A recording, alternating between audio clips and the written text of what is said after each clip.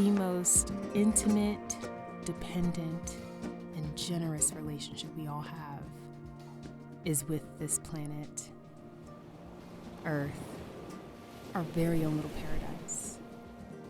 From our very breath to what we eat, how we get around, how we have fun.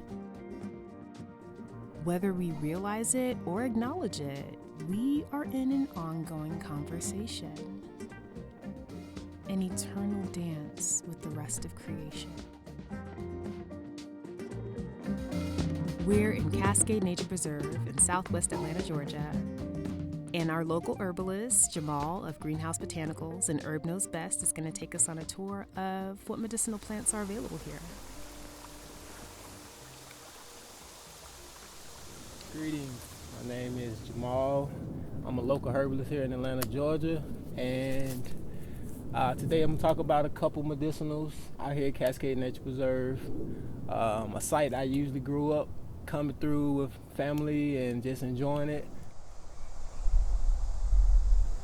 So here we have Hexastallus aerifolia, or wild ginger. It's not in the same family as ginger that we know, but it's very similar in culinary uses as a spice. So it's warm, pungent, helping to invigorate the blood, get things moving in the system. The leaves here kind of helps us identify what we use it for. With the heart-shaped leaves, and we look at it, it's the shape of the pelvic area. So, which was, tell why midwives used it for help with childbirthing, because of that stimulating quality. The Native Americans really love this as a prize remedy for just increasing the heat in the body, moving stagnation, digestion. All of our chi is stored in our abdominal area. So when we have stagnation or low digestive capacity, something like ginger that we know will help to increase that fire in the body. Diaphoretic, helping the body to sweat and release those toxins out.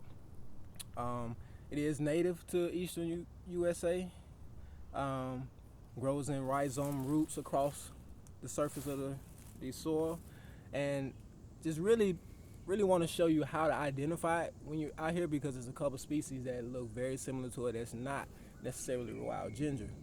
It could be potentially toxic. So if we kind of look in on the leaf structure here, this being a simple leaf, if we look at those veins, we have them going straight up the leaf and also branching out. Now in other species you'll see where the veins are going just straight up, which that would be a monocot. This is considered a dicot leaf or dicotyledon. And so that's a direct identification to say, oh, okay, I know it has those veins on it, that heart shape or pelvic shape leaf. So a lot of times you'll see a whole patch of them. 9 times out of 10 they're all connected under the root, under the surface of the litter. You'll see it on sometimes slopes, sometimes next to stream banks. Right now we're next to a little creek. Really just a ground covering. And so this is something that we can introduce to our woodland. If we have a yard that's kind of part shade to almost woodland, we can definitely introduce this to the yard and have some wild medicinals growing close by.